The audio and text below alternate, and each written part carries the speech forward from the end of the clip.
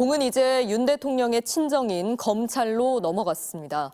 검찰은 사건을 넘겨받은 오늘 대대적인 압수수색에 나섰는데요.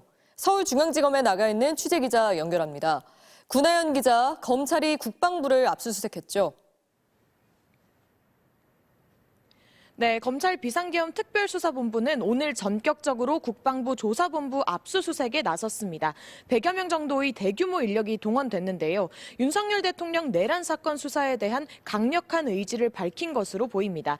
윤 대통령과 김 전 장관이 부인하고 있는 정치인 등 주요 인사에 대한 체포조 편성과 운용을 밝히기 위한 압수수색이었는데요.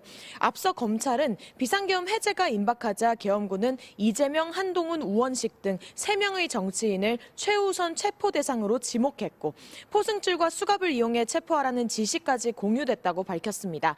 체포조 편성과 운용에 가담한 것으로 파악된 국방부 조사본부에 대한 압수수색을 통해 체포조 편성에 윤 대통령과 김 전 장관이 얼마나 개입돼 있는지 수사력을 집중하려는 것으로 보입니다. 네, 공수처가 예상했던 것보다 빨리 사건을 검찰에 넘겼는데 이유가 뭘까요? 네, 공수처는 1차 구속기한으로 자체 계산한 28일보다 닷새 빠른 오늘 검찰에 사건을 넘겼습니다. 어제 강제구인과 구치소 현장 조사마저 최종 불발된 게 결정적이었는데요.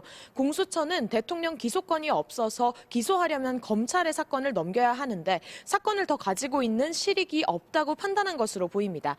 윤 대통령 사건을 검찰에 넘긴 공수처는 비상계엄 당시 언론사 단전 단수 등을 지시한 혐의를 받는 이상민 전 행정안전부 장관 사건 등을 계속 수사할 계획입니다.